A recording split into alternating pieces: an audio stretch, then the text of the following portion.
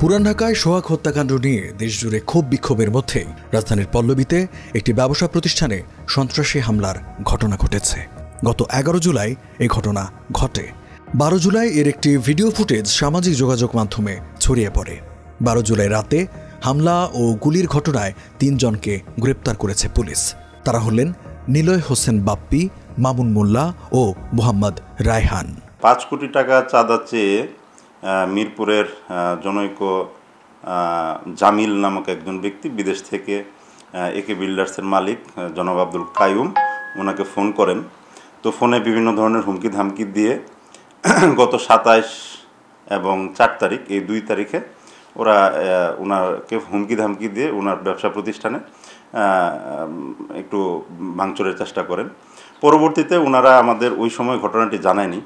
পরবর্তীতে গত 10 তারিখ আমাদের থানায় এসে এ ধরনের একটি জিডি করেন। তারপরে আমরা তদন্তে গিয়ে ওনাদের সাথে কথা বলি।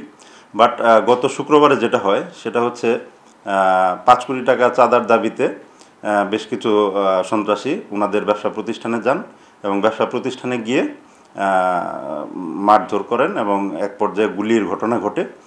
তাদের যখন প্রতিরোধ করার জন্য স্থানীয় লোকজন আসেন তখন তারা দৌড়ে পালিয়ে যায়। এই ঘটনায় ইতিমধ্যে আমরা 3 জনকে গ্রেফতার করেছি, তাদের কোর্টে প্রেরণ করা হয়েছে। ওনাদের এলাকার নিরাপত্তা নিশ্চিতে ওনারা আমাদের কাছে একটি পুলিশ টহল গাড়ি চেয়েছিল।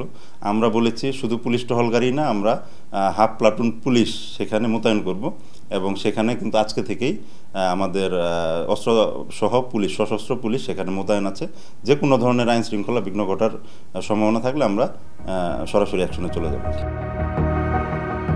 একে বিল্ডার্স নামের যে আবাসন নির্মাণ প্রতিষ্ঠানে হামলা হয়েছে তাদের অভিযোগ 5 কোটি টাকা চাঁদা দাবি করে জামিল নামের এক শীর্ষ সন্ত্রাসী। চাঁদা না পেয়ে কয়েক দফায় ফোনে হুমকি দেওয়া হয়। হুমকিতেও কাজ না হওয়ায় গত 27 জুন ওই ব্যবসা প্রতিষ্ঠানে প্রথমবার হামলা চালানো হয়। এরপর 4 জুলাই আবার হামলা চালানো হয়। সবশেষ 11 জুলাই শুক্রবার 30 থেকে 40 জন সন্ত্রাসী এসে তাদের প্রতিষ্ঠানে হামলা করে। এ সময় তারা গুলিবর্ষণও করে। গুলিতে একজন আহত হয়েছেন। 27 তারিখে 28 তারিখের দিকে 27 তারিখে আমরা থেকে ফোন করে বিদেশি নম্বর থেকে, বুঝছেন। এর কিছুক্ষণ পরেই আমাদের এখানে অফিসাররা সেই এলাকায় আপনার হামলা করে এবং আমাদের এখানকার স্টাফ, লেবার, শ্রমিক যারা আছে তাদেরকে মারধর করছে। আমাদের কয়েকজন স্টাফরা মারধর করছে, 7-8টা মোবাইল নিয়ে গেছে।